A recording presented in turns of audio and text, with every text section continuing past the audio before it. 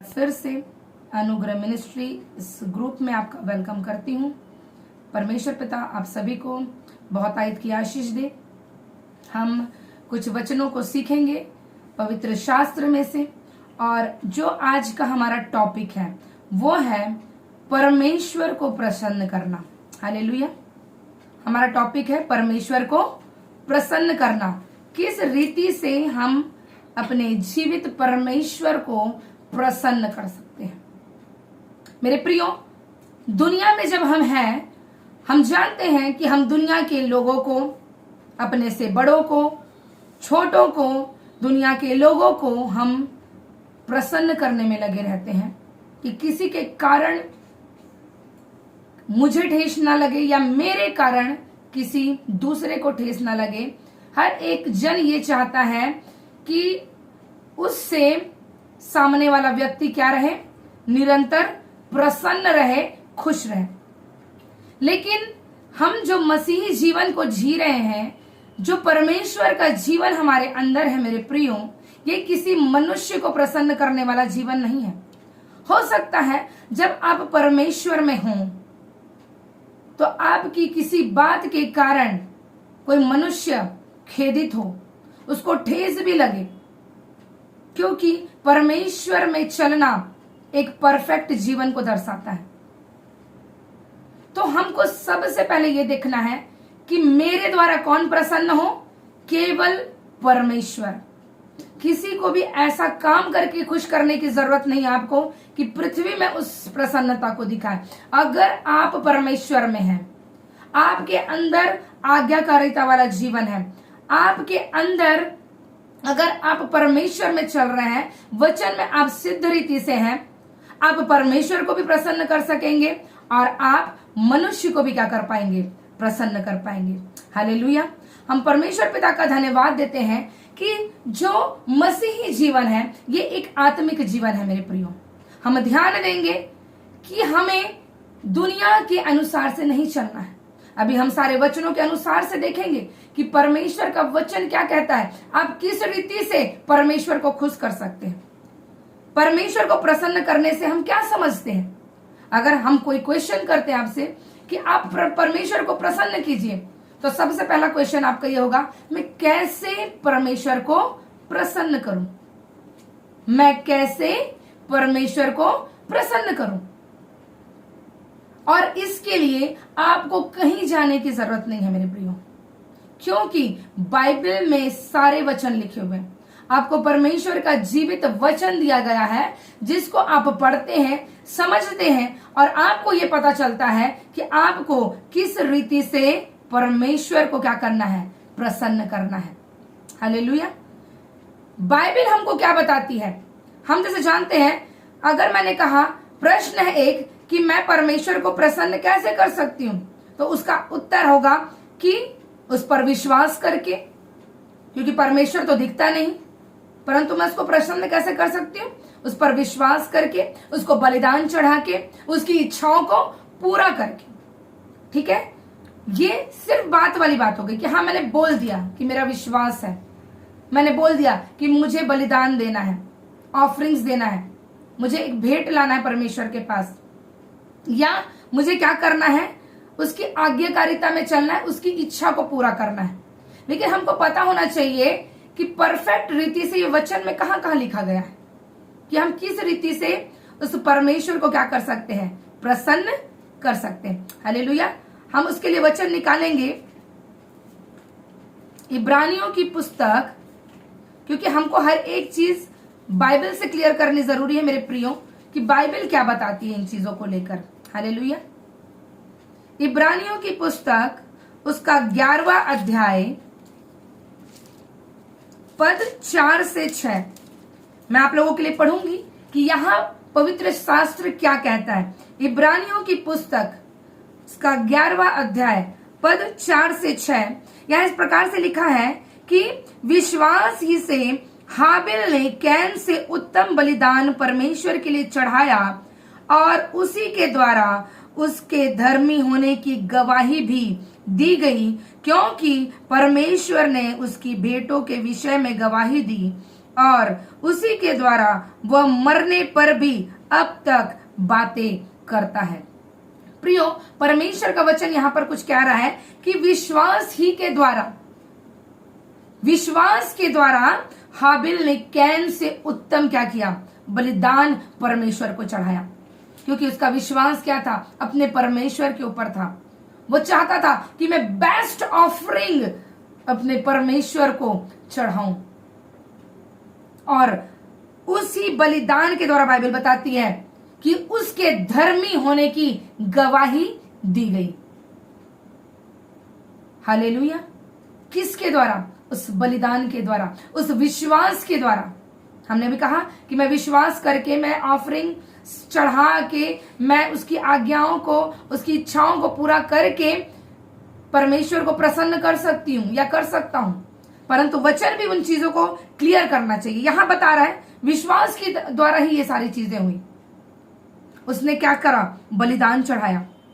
आगे 5वें पद में लिखा है, विश्वास ही से हनोक उठा लिया गया कि मृत्यु को ना देखे, और उसका पता नहीं मिला, क्योंकि परमेश्वर ने उसे उठा लिया था। और उसके उठाए जाने से पहले उसकी यह गवाही दी गई थी कि उसने परमेश्वर को प्रसन्न किया। हालेलुया। हनोक लोप हो गया, उसका कुछ पता नहीं चला। क्यों? क्योंकि वो परमेश्वर पर विश्वास करता था। मेरे प्रियो, वो आज्ञाकारिता में चलता था। वो परमेश्वर के पीछे चलते चलते क्या हो गया? स्वर्ग में उठा लिया गया। क्यों? क्योंकि बाइबल बताती है उसने परमेश्वर को क्या किया था? प्रसन्न किया था। किसके द्वारा? अपने विश्वास के द्वारा। हालेलुया। और 6वां पद कहता है, विश्वास बिना उसे प्रसन्न करना अनहोना है। अगर आपके अंदर विश्वास नहीं, हाँ हम तो विश्वास करते हैं, ऐसा वाला विश्वास परमेश्वर को नहीं चाहिए। परमेश्वर को आपका सिद्ध विश्वास चाहिए। आगे क्या लिखा है? विश्वास बिना उसे प्रसन्न करना अनहोना है, क्योंकि परमेश्वर के पास आने वाले को विश्वास करना चाहिए कि वह है, और अपने खोजने वालों को प्रतिफल देता है। अगर आप प्रभु में आए, आपको यह विश्वास होना चाहिए कि वो परमेश्वर जिसके पास मैं आया हूं, मैं आई हूं, वो क्या है? वो जीवित है। वो मेरी प्रार्थनाओं को सुनता है, वो मेरी प्रार्थनाओं का उत्तर देता है, वो मुझे प्रतिफल देता है। अगर आपका विश्वास ऐसा है तो ये सोचिए मेरे प्रियो कि आप अपने परमेश्वर को प्रसन्न कर रहे हैं। हालेलुया। परमेश्वर का धन्यवाद देते हैं। विश्वास बिना हम परमेश्वर को प्रसन्न नहीं कर सकते। अनहोना है, बाइबल बता रही है, नहीं हो सकता परमेश्वर प्रसन्न। हमको क्या विश्वास करना है? परमेश्वर दिखता है किसी को? नहीं दिखता, लेकिन हमको यह विश्वास है कि वो है, और जब हम पुकारते हैं वो हमारी प्रार्थनाओं का क्या करता है? उत्तर देता है। हालेलुया। हम ये बोल सकते हैं विश्वास करने के द्वारा, बलिदान चढ़ाने के द्वारा हम उसको क्या करते हैं? प्रसन्न करते हैं। जैसे हमने इब्रानियों 11:4 में पढ़ा कि हाबिल ने क्या किया था? विश्वास किया, देन उसके बाद उसने क्या किया? ऑफरिंग, बलिदान चढ़ाया, और उस विश्वास के द्वारा, उस बलिदान के द्वारा उसके धर्मी होने की गवाही किसने दी? बाइबल बताती है परमेश्वर स्वयं उसकी गवाही को क्या कर रहे हैं? दे रहे हैं। हालेलुया। इसी इब्रानियों की पुस्तक उसका 13 अध्याय हम निकालेंगे। 13 अध्याय पद 15 और 16, वहां पर भी कुछ बातों को लिखा है। हम मनन करेंगे। इब्रानियों 13 उसका 15 और 16 पद, वहां पर इस प्रकार से लिखा है, इसलिए हम उसके द्वारा स्तुति रूपी बलिदान, अर्थात उन होठों का फल जो उसके नाम का अंगीकार करते हैं, परमेश्वर को सर्वदा चढ़ाया करें। यहां पर भी एक बलिदान के बारे में है। किस बलिदान के बारे में? स्तुति रूपी बलिदान, अर्थात आराधना रूपी भेंट। स्तुति रूपी भेंट क्या करना है? हमको परमेश्वर को चढ़ाना है। और वो क्या होता है? इस भेंट के द्वारा वो प्रसन्न होता है। और आगे लिखा है 16 पद में, भलाई करना और उदारता दिखाना ना भूलें। हालेलुया।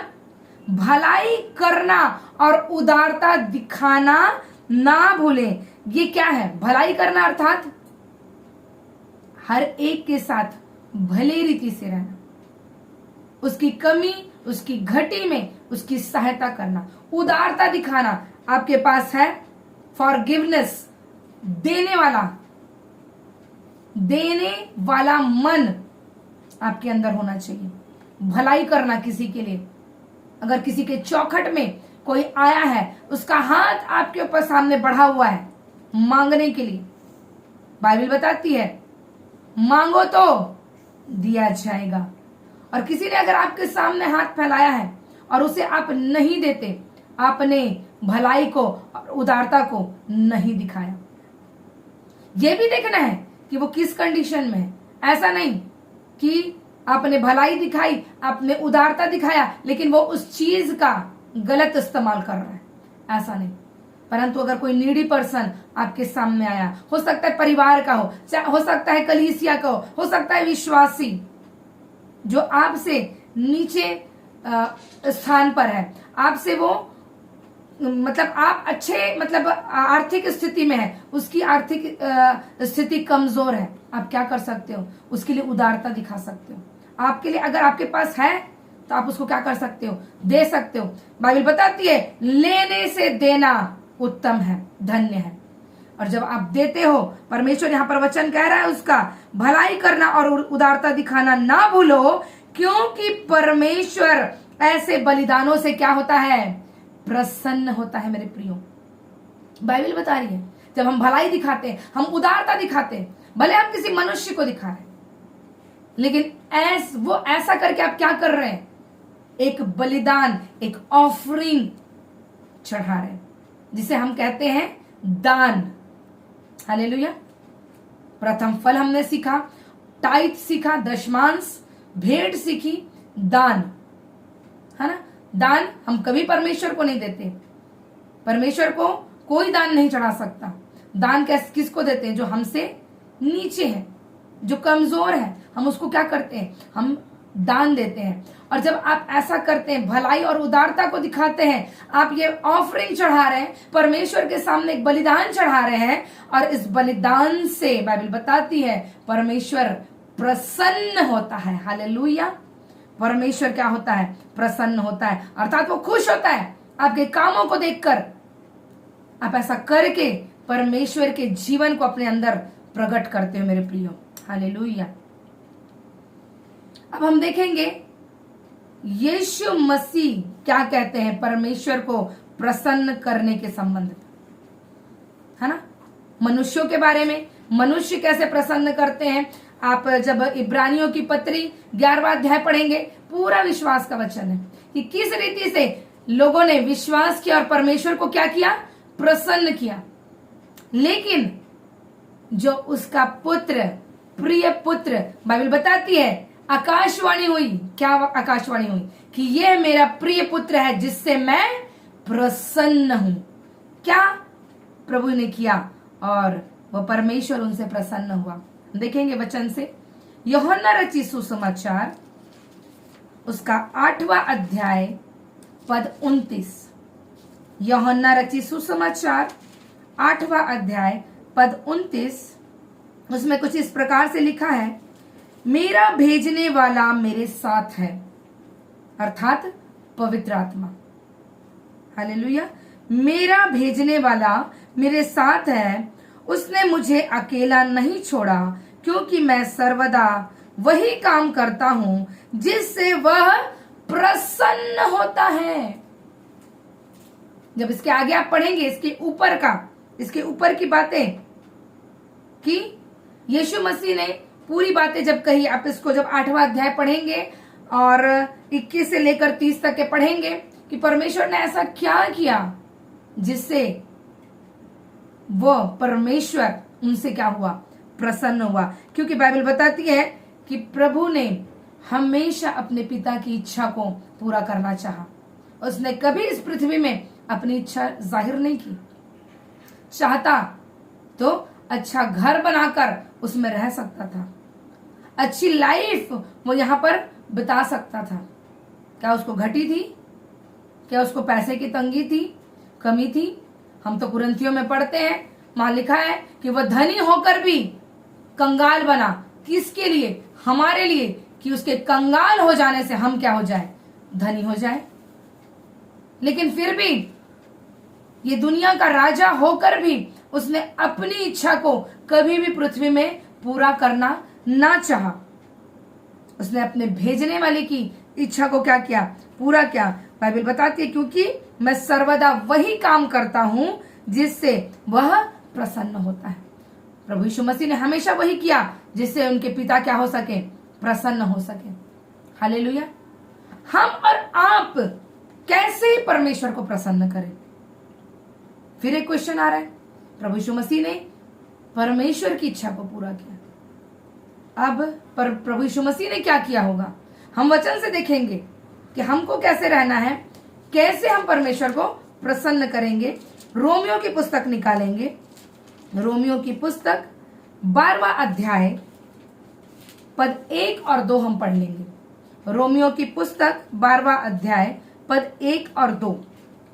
यहां बाइबल बताती है, परमेश्वर का वचन कहता है, इसलिए हे भाइयों, मैं तुमसे परमेश्वर की दया स्मरण दिलाकर विनती करता हूं कि अपने शरीर को, है ना, ध्यान से सुनेंगे वचन, क्या लिखा है? हम अपने शरीर को क्या करें? जीवित और पवित्र और परमेश्वर को भावता हुआ बलिदान करके चढ़ाएं। कैसे चढ़ाएं? अपने शरीर को जीवित, सभी तो जीवित है ना, सभी तो जीवित है, लेकिन ये शरीर की बात नहीं कर रहा है। परमेश्वर एक अंदरूनी मनुष्यत्व जो आपको दिया गया है उसकी बात कर रहा है।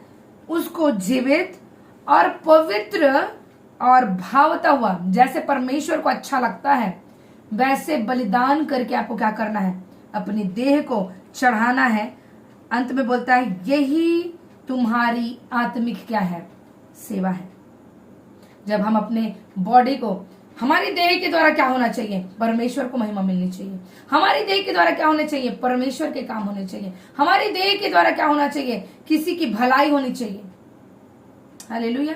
और जब हम ऐसा करते हैं, हम अपने आप को परफेक्ट रखते हैं, हम पवित्रताई वाला, आज्ञाकारिता वाला जीवन जीते हैं, तो हम क्या कर रहे हैं मेरे प्रियो? हम उसकी आत्मिक सेवा को कंप्लीट कर रहे हैं। हम परमेश्वर पिता को क्या कर रहे हैं? प्रसन्न कर रहे हैं। क्यों? और ऐसा क्यों करना है? आगे पढ़ेंगे। दूसरा पद में लिखा है, इस संसार के सदृश ना बनो। हम जानते हैं संसार में कई बातें हैं। संसारिक जीवन आप जब देखते हैं उसमें दुख है, सुख है, लालसा है, कमाई है, चिंता है, फिक्र है, बच्चे, परिवार से लेकर सब कुछ। लेकिन जब आप आत्मिक जीवन को जीते हैं, परमेश्वर का वचन कहता है कि तुम पहले मेरे धर्म और राज्य की खोज करो, अर्थात पहले मेरे काम के लिए हम सबसे पहले क्या करें? परमेश्वर के काम के लिए समय को दें, उसके सुसमाचार को दें, प्रार्थना में, उपवास में, बोने में, वचन के मनन में क्या करें? अपने समय को दें। हम इस संसार के सदृश ना बने, परंतु तुम्हारे मन के नए हो जाने से तुम्हारा चाल चलन क्या हो जाए? परमेश्वर का वचन कहता है। हो सकता है पुराना जीवन रहा होगा संसारिक रीति से चलने वाला, परंतु अब क्या करना है? हमको अपने मन को क्या कर लेना है? नया कर लेना है। और मन जब नया हो गया तो हमारा चाल चलन भी क्या हो जाएगा? बदलता चला जाएगा। एकाएक नहीं बदलेगा, लेकिन क्या होता जाएगा? धीरे धीरे धीरे आप उस परफेक्टनेस की ओर बढ़ना चालू कर देंगे और आप अपनी आत्मिक सेवा को क्या करना चालू कर देंगे? पूरा करते जाएंगे। हालेलुया। जिससे तुम परमेश्वर की भली और भावती और सिद्ध इच्छा अनुभव से क्या कर सको? मालूम कर सको। जब प्रियो आप अपने शरीर को परफेक्ट रखेंगे, आप पवित्र रहेंगे, आप परमेश्वर की सेवकाई को करेंगे, इन संसार की बातों से अपने आप को अलग करके रखेंगे। अर्थात ये नहीं कि संसार को छोड़ देना है। जैसे कई साधु सन्यासी चले गए, अपने परिवार को क्या बोलते थे? संसार की मोह माया को छोड़कर पहाड़ में चले गए। कुछ नहीं होने वाला पहाड़ में भी जाने से। क्या पहाड़ में पर्वत में जाके बैठ जाएंगे, अपनी साधना को कर लेंगे तो हो जाएगा, उनको ईश्वर मिल जाएगा? नहीं। बाइबल बताती है उसकी आज्ञाओं पर, उसके वचनों पर हमको क्या करना है? ध्यान लगाना है कि उसकी आज्ञाएं क्या है, उसके वचन में क्या लिखा है, वो क्या चाहता है, क्या नहीं चाहता। जब आप ऐसे जीवन को बिताते हैं तब बाइबल बताती है कि तब हम क्या करते हैं? परमेश्वर की भली इच्छा, एक नहीं वहां पर, भली, भावती और सिद्ध। भली एक सीढ़ी, एक स्तर है, भावती उससे और एक हाई लेवल है, और सिद्ध परफेक्ट जो उसकी इच्छा है, उसको हम क्या कर सकते हैं? उसको हम जान सकते हैं, जिससे हम क्या करें? अपने आप को परफेक्ट करके परमेश्वर की इच्छा को हम क्या कर सके? इस पृथ्वी पर पूरी कर सके, और उस जीवित परमेश्वर को हम क्या कर सके मेरे प्रियो? प्रसन्न कर सके। हालेलुया। परमेश्वर का वचन बहुत गहरा है मेरे प्रियो, बहुत गहरी बातें हैं। जब तक आप इसे ना पढ़ें आपको नहीं समझ में आएगा कि मेरे लिए क्या बातें लिखी है, मैं किस रीति से परमेश्वर को प्रसन्न कर पाऊंगा या कर पाऊंगी। और कहता है इसी रोमियो 8:8 में परमेश्वर का वचन कहता है, इसी रोमियो 8 अध्याय उसके 8 पद में लिखा है, और जो शारीरिक दशा में है वे परमेश्वर को प्रसन्न नहीं कर सकते। हम जानते हैं हमारे अंदर दो प्रकार का मनुष्यत्व है, एक बाहरी और एक अंदरूनी। बाहरी मनुष्यत्व है वो शारीरिक दशा में, संसार को देखकर चलता है, परंतु जो आत्मिक मनुष्यत्व है, अंदरूनी मनुष्यत्व है, वो पवित्र आत्मा परमेश्वर के वचन के अनुसार से चलता है। और जो शारीरिक व्यक्ति है, जो शारीरिक दशा में है, जो केवल संसार के अनुसार से चल रहा है, बाइबल बताती है ऐसा जन परमेश्वर को प्रसन्न नहीं कर सकता। क्यों? क्योंकि वो क्या करेगा? वो शारीरिक बातों को देखेगा। अगर बीमारी है तो बीमारी दिखेगी, फाइनेंस में कुछ परेशानी है वो दिखेगा, अपने पारिवारिक परिस्थितियां दिखेंगी कि बच्चे बड़े हो रहे हैं, मेरे नौकरी है, मेरा पेमेंट नहीं है, मेरी पत्नी, कोई बीमार पड़ रहा, कोई कुछ हो रहा। शारीरिक बातों में एक न्यूज आई थी आज से 4 साल पहले 2020 में, कोविड। हमने क्या किया? शारीरिक दशा को देखा। जो आत्मिक थे उन्होंने आत्मिक दशा को देखा, जो शारीरिक थे उन्होंने शारीरिक दशा को देखा। बीमारी फैल रही है, अरे ऐसा करना है, मास्क लगाना है, सैनिटाइजर यूज करना है। इतने इंफॉर्मेशन बाहर से डाले जा रहे थे कि हम कैसे हो गए थे? डरने लग गए थे। डर आ गया था मनुष्य के जीवन में। क्या जिस परमेश्वर ने आपको बनाया है, क्या वो आपको बीमारी से प्रोटेक्ट नहीं कर सकता? क्या वो आपको विकट परिस्थिति से नहीं निकाल सकता? तो हमको क्या करना था? हमको दुनिया की बातों को ना सुनकर हमको परमेश्वर की बातों पर मन लगाना था। लेकिन हमने ऐसा नहीं किया। हमने क्या किया? संसार की परिस्थितियों को दिखा रहे, ऐसा हो रहा है, ये हो रहा है। इवन सब्जी को भी सैनिटाइज किया जा रहा था। लोग क्या करते थे? बाहर छोड़ दिए, धूप में, पानी में डालकर, ये होगा वो होगा, बीमारियां आएंगी। काढ़ा पी रहे, नींबू पी रहे, ये पी रहे, गर्म पानी पी रहे। ऐसा नहीं है, सभी को छू के गया होगा, लेकिन जिसके जीवन में प्रभु का लहू लगा था वो क्या है? आज भी अपनी गवाहियों के साथ जयवंत है। हालेलुया।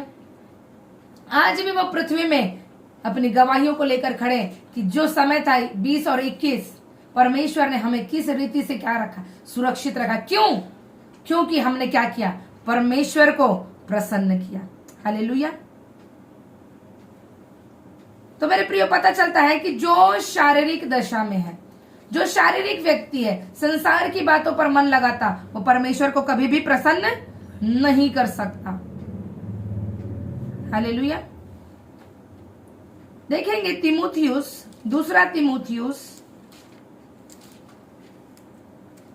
तीमुथियुस की पत्री, 2 अध्याय पद 15। हमको ये देखना है कि संसार में अगर कुछ ज्ञान फैला हुआ है, कुछ इंफॉर्मेशन हमको संसार से मिलती है, लेकिन पवित्र शास्त्र के द्वारा क्या इंफॉर्मेशन दिया जाता है, हमको उस चीज को मनन करना है और उसके अनुसार से चलना है।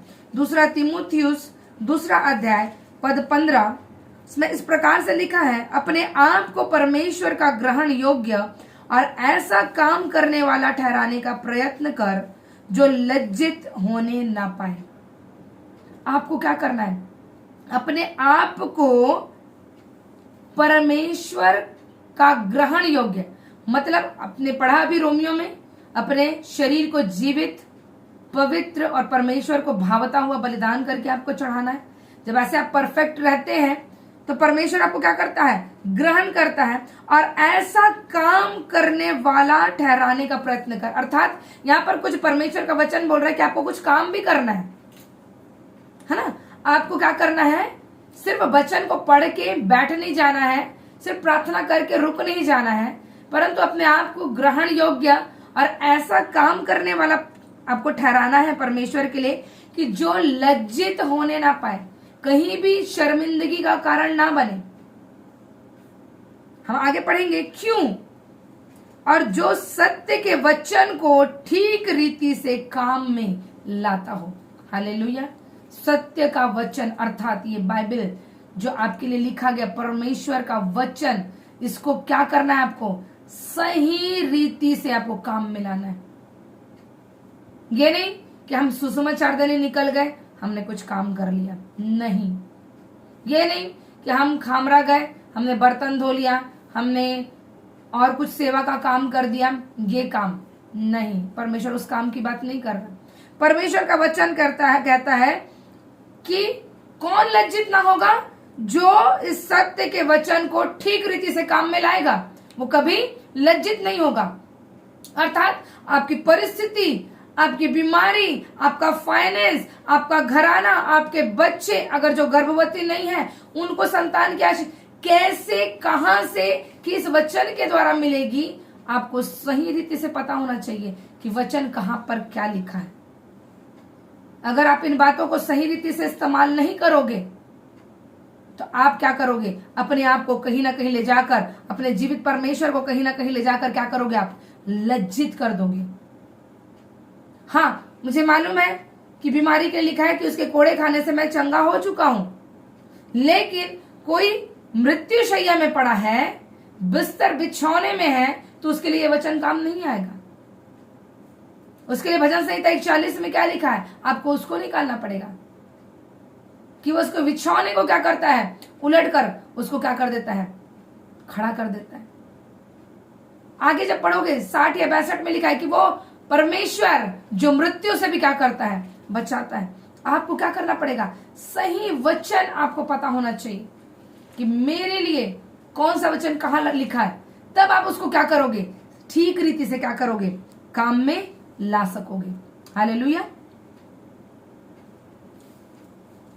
तो हमको ऐसा काम करने वाला बनना है कि परमेश्वर हमको ग्रहण करे और हम परमेश्वर को किसी भी द्वारा से हम लज्जित ना कर सके। इसी 2:22 में क्या लिखा है, जवानी की अभिलाषाओं से भाग और जो शुद्ध मन से प्रभु का नाम लेते हैं उनके साथ धर्म और विश्वास और प्रेम और मेल मिलाप का पीछा कर। अब क्या करना है, जब हम कर रहे हैं, वचन पढ़ रहे हैं, तो क्या करना है, अभिलाषा। जवानी लिखा है, ठीक है, खाली जवान लोगों के लिए नहीं है, ये सभी के लिए है। एक अभिलाषा होती है हर एक के जीवन में। जवान के लिए जवानी के समय की अभिलाषा होती है, जैसे जैसे उम्र बढ़ते जाता है सभी की अभिलाषाएं लगी रहती है। अभिलाषाओं से क्या करना है, खड़े रहना है, लड़ना है उससे नहीं। बाइबल बताती है अभिलाषाओं से भाग और जो शुद्ध मन से प्रभु का नाम लेते हैं उनके साथ धर्म और विश्वास और प्रेम और मेल मिलाप का पीछा कर। जो आपके टीचर्स हैं, जो आपके अगुवे हैं, जो आपको सिखा रहे हैं, शुद्ध मन वाले जो लोग हैं, उनके साथ आपको क्या करना है, एक दौड़ को लगानी है। धर्म, विश्वास, प्रेम और मेल मिलाप का पीछा करना है आपको उनके साथ में। आपको सिखा रहे हैं वो, आपको क्या करना है, उनकी शिक्षाओं को लेकर इन चीजों को अपने जीवन में क्या करना है मेरे प्रियो, लागू करना है। हालेलुया। अपनी अभिलाषाओं को कभी भी महत्व नहीं देना है, परिस्थितियों को देखकर कभी भी बात नहीं करना है, नहीं तो आप कभी भी परमेश्वर को प्रसन्न नहीं कर पाएंगे मेरे प्रियो। प्रसन्न करने के बाद बारे में हमारे मेजर प्रॉफिट, मेजर अपोस्टल पौलुस, जो सबसे ज्यादा कलीसियाओं का निर्माण किए हैं, जिनकी सबसे ज्यादा पत्रियां आप पढ़ते हैं, वो क्या कह रहे हैं इसी दूसरे तीमुथियुस उसका पहला अध्याय उसका पद 13 और 14। दूसरा तीमुथियुस पहला अध्याय पद 13 और 14, वहां पर क्या लिखा है, जो खरी बातें तूने मुझसे सुनी है उनको उस विश्वास और प्रेम के साथ जो मसीह यीशु में है अपना आदर्श बनाकर रख। हालेलुया। पौलुस ने जो सुसमाचार सुनाया, पौलुस ने जो प्रचार किया, जो खरी बातें उसने कलीसिया को बताई, उसको क्या कह रहा है कि विश्वास और प्रेम के साथ, यहां भी आया विश्वास वर्ड, अर्थात आप प्रसन्न करेंगे तो कैसे, विश्वास के द्वारा, प्रेम के द्वारा, जो मसीह यीशु में है अपना आदर्श बनाकर रख। हर एक मनुष्य के जीवन में एक आदर्श होना चाहिए। हमारे लिए तो बेस्ट आदर्श है प्रभु यीशु मसीह, उसका वचन, उसके वचन को क्या करना है, अपने अंदर एक आदर्श बनाकर रखना है। क्यों बनाना है आदर्श? और पवित्र आत्मा के द्वारा जो हम में बसा हुआ है, इस अच्छी धरोहर की क्या कर, रखवाली कर। एक धरोहर है, एक संपत्ति है। प्रभु के दास ने आप लोगों को बताया था कि ये क्या है, ये जो सुसमाचार है ये क्या है, ये अगम्य धन का सुसमाचार है। ऐसा धन जिसका आप मूल्य नहीं लगा सकते, इतना कीमती है। इस धरोहर की हमको क्या करनी है, रखवाली करनी है, वो भी पवित्र आत्मा के द्वारा। हमें क्या करना है, वचन की, परमेश्वर के जीवित वचन की क्या करनी है, रखवाली करनी है। इस पर दिन रात मनन करना है। और जब हम ऐसा करते हैं मेरे प्रियो, पवित्र आत्मा परमेश्वर हमसे प्रसन्न होते हैं। जिस प्रकार यीशु मसीह के लिए कहा गया कि ये मेरा प्रिय पुत्र है जिससे मैं प्रसन्न हूं, प्रभु यीशु मसीह आज स्वर्ग में विराजमान आपके लिए प्रार्थनाओं को करते, आपकी प्रार्थनाओं को सुनते। पिता उनके नाम से आपके हर एक परिस्थितियों को बदलता। वो परमेश्वर आपको भी देखकर यही कहता होगा कि ये मेरा प्रिय पुत्र और मेरी प्रिय पुत्री है जिससे मैं प्रसन्न हूं। लेकिन कब, जब हम क्या करेंगे, उसके वचनों पर सही रीति से क्या करेंगे, चलेंगे मेरे प्रियो। हालेलुया। तो जो मसीह के सुसमाचार का विषय यहाँ पर बताया गया, ये क्या है, ये एक धरोहर है, एक संपत्ति है। इसको आदर्श बनाकर अपने अंदर रखना है, इस पर मनन करना है और इसकी क्या करनी है, हमको रखवाली करनी है। हालेलुया। भजन संहिता की पुस्तक जानते हैं हम किसने लिखी, दाऊद ने। और भजन संहिता की पुस्तक में हम देखते हैं कि दाऊद ने किस प्रकार से परमेश्वर को प्रसन्न किया। बहुत 150 भजन है उसमें, और 150 भजन में मेरे ख्याल से पूरे भजनों में उसने उस जीवित परमेश्वर की महिमा को प्रकट किया है मेरे प्रियो। क्योंकि वो जान चुका था कि उसका परमेश्वर कैसा भला है। उसने एक चरवाहे को किस रीति से एक राजगद्दी में बैठाकर राजा होने के लिए अभिषेक कर दिया। लेकिन उससे पहले दाऊद ने परमेश्वर को क्या किया था, प्रसन्न किया था। हालेलुया। भजन संहिता 11 अध्याय पद 7 में क्या लिखा है, हम सारे भजन जानते हैं, भजन संहिता के जितने भी हैं हम सब जानते हैं, लेकिन हम कुछ वचनों को देखेंगे। बाइबल बताती है भजन संहिता 11 उसके 7 पद में, क्योंकि यहोवा क्या है, धर्मी है, वह धर्म ही के कामों से क्या होता है, प्रसन्न होता है। हमारा परमेश्वर क्या है, धर्मी है प्रियो, वो पवित्र है, वो दुनिया की कोई बातों से प्रसन्न नहीं होता, परंतु वो क्या होता है, वो धर्म के कामों के द्वारा, जब आप धर्म के काम करते हैं, जब परमेश्वर की संगति में लगे रहते हैं, वो आपसे क्या होता है, प्रसन्न होता है। और बाइबल बताती है अगर आपने परमेश्वर को प्रसन्न किया है, आप वो धर्मी जन है, बाइबल बताती है धर्मी जन उसका दर्शन पाएंगे। हालेलुया। जब एक समय आएगा रैप्चर का, जब हम बादलों में उठा लिए जाएंगे मेरे प्रियो, हम उसका क्या पाएंगे, हम उसका दर्शन पाएंगे। हालेलुया। परमेश्वर पिता का हम धन्यवाद देते हैं। हम कैसे लोग हैं, हम धर्मी लोग हैं, हम वचन को मनन करने वाले लोग हैं, हम प्रार्थना करने वाले लोग हैं, हम बोने वाले, हम उपवास करने वाले लोग हैं, हम धर्मी लोग हैं मेरे प्रियो। और परमेश्वर ऐसे लोगों से क्या होता है, प्रसन्न होता है। हालेलुया। इसलिए दाऊद के विषय में परमेश्वर ने खुद कुछ कहा है।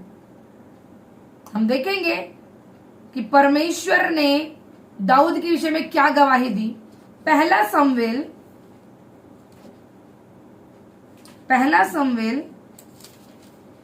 13 अध्याय पद 14। पहला शमूएल चैप्टर 13 वर्स 14, वहां पर क्या लिखा है, परंतु अब तेरा राज्य बना ना रहेगा। ये शाऊल के विषय में कह रहा है परमेश्वर कि तेरा राज्य बना ना रहेगा। यहोवा ने अपने लिए एक ऐसे पुरुष को ढूंढ लिया है जो उसके मन के अनुसार है। यहां दाऊद के विषय में लिखा गया है मेरे प्रियो कि दाऊद क्या हो गया, परमेश्वर के मन के अनुसार से। शाऊल ने कुछ ऐसी बातें की जिससे परमेश्वर अप्रसन्न हुआ और राज्य उसके हाथ से क्या हुआ, निकल गया।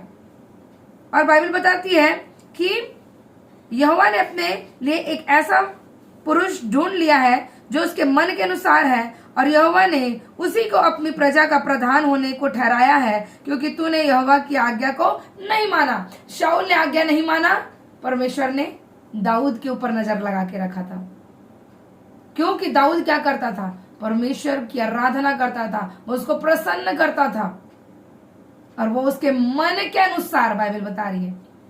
इसी का रेफरेंस वर्ड आपको मिलता है प्रेरितों के काम में, क्योंकि हमको मालूम है पवित्र शास्त्र, संपूर्ण पवित्र शास्त्र परमेश्वर की प्रेरणा के द्वारा लिखा गया है। ये नहीं कि पुराने नियम में परमेश्वर ने बोला कि दाऊद मेरे मन के अनुसार से है। हम देखेंगे प्रेरितों के काम 13 अध्याय पद 22 में क्या लिखा है। वहां पर लिखा है, फिर उसे अलग करके दाऊद को उनका राजा बनाया, जिसके विषय में उसने गवाही दी, मुझे एक मनुष्य यिशै का पुत्र दाऊद मेरे मन के अनुसार मिल गया है, वही मेरी सारी इच्छा पूरी करेगा। परमेश्वर गवाही दे रहा है। सोचिए कितने हैं हम कि कह सकते हैं कि परमेश्वर मेरे लिए गवाही दे सकता है हम में से कोई, हमने कभी परमेश्वर को प्रसन्न किया है? एक सवाल मेरे प्रियो अपने आप से पूछिए। बाइबल बता रही है कि दाऊद परमेश्वर के मन के अनुसार था, और उसने कहा परमेश्वर ने कि वही मेरी इच्छा को क्या करेगा, पूरी करेगा। हम में से कितने हैं मेरे प्रियो जो आज ये कहें कि मैं परमेश्वर के मन के अनुसार हूं? हालेलुया। अपने आप को जांचे, परखें। अगर हम हैं तो दृढ़ता से और बढ़ते जाए, मजबूती से और बढ़ते जाए। अगर कुछ कमी है अपने जीवन से, उस कमी को हटाकर परफेक्ट बने, ताकि हम जब न्याय सिंहासन के सामने खड़े होंगे हम कह सकेंगे, तब हमारा प्रभु, हमारा परमेश्वर ये कह सकेगा कि तू मेरा प्रिय पुत्र, मेरी पुत्री है, जिससे मैं क्या हूं, प्रसन्न हूं। हालेलुया। क्योंकि दाऊद क्या करता था, परमेश्वर की इच्छा को क्या करता था, वो पूरा करता था। हम जानते हैं मेरे प्रियो, उसने 66 लड़ाई ऐसे ही नहीं जीती। उसने कोई भी लड़ाई अपनी मर्जी से नहीं लड़ा। उसने हर एक लड़ाई के लिए परमेश्वर के आगे प्रार्थना की, उससे पूछा कि मैं किस रीति से युद्ध लड़ूं, परमेश्वर तू बता। और परमेश्वर की इच्छा पर चला, उसकी इच्छा को पूरा किया। और हम जानते हैं मेरे प्रियो, दाऊद के वंश से ही प्रभु यीशु मसीह उद्धारकर्ता के रूप में हमारे मध्य में इस पृथ्वी पर प्रकट हुए। हालेलुया। परमेश्वर पिता का धन्यवाद देते हैं। सुंदर से वचन के लिए। मैं यही आशा रखती हूँ कि आप सभी को आज का वचन समझ में आया होगा।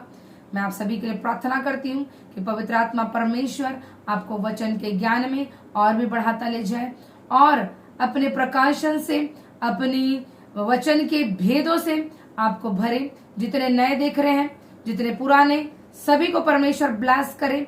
आप अंगीकार करें, अपने जीवन को परमेश्वर के हाथों में समर्पित करें। अनुग्रह मिनिस्ट्री आप सभी के लिए प्रार्थना को निरंतर करती है कि आप निरंतर मसीह में बढ़ें और एक बड़ी गवाही बनकर उसके भवन में खड़े होने पाए। जब स्क्रीन पर आपके जो QR कोड आता है, आप अपने बीजों के द्वारा इस मिनिस्ट्री को सपोर्ट कर सकते हैं। अपने बीजों के द्वारा इस मिनिस्ट्री को आप बढ़ा सकते हैं और जो नीचे नंबर दिया गया है, आप उस पर कॉल करके अपने लिए प्रार्थनाओं को करा सकते हैं और हमारे साथ जुड़कर इस सेवकाई को आप आगे अपने जीवन में ले सकते हैं। इसकी शिक्षाओं में आप आगे बढ़ सकते हैं। प्रभु परमेश्वर पिता आप सभी को बहुत आयत की आशीष दे। God bless you.